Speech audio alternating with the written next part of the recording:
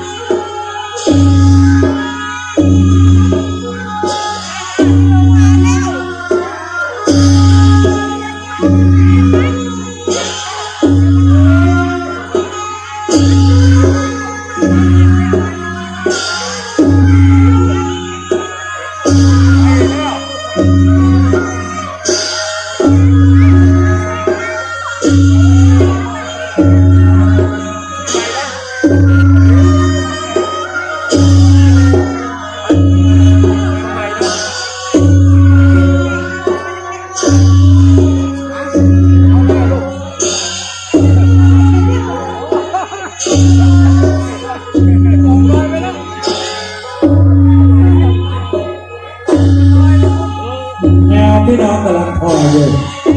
ข้าการพิธีลารวบลายของอันนี้คนเฒ่านะผู้สูงอายุนะเอาแบบเกี่ยวตามสีแดงเนี่ยเอาของนอกสาวให้แดงเพื่อกำลังใจกันเลยงามขนาดการฟ้อนเนี่ยครับถือเอกลักษณ์ของรัฐนะฟ้อนประเดี๋ยวนี้ต่างชาติก็เรียนแบบไปทั่วโลกมีการฟ้อนเล็บนะครับขนาดฝรั่งยังฟ้อนเล็บโดยประเดี๋ยวนี้เอาบอกว่าศิลปะการฟ้อนลำแบบฟ้อนเล็บของไทยเนี่ยมันสวยสดงดงาม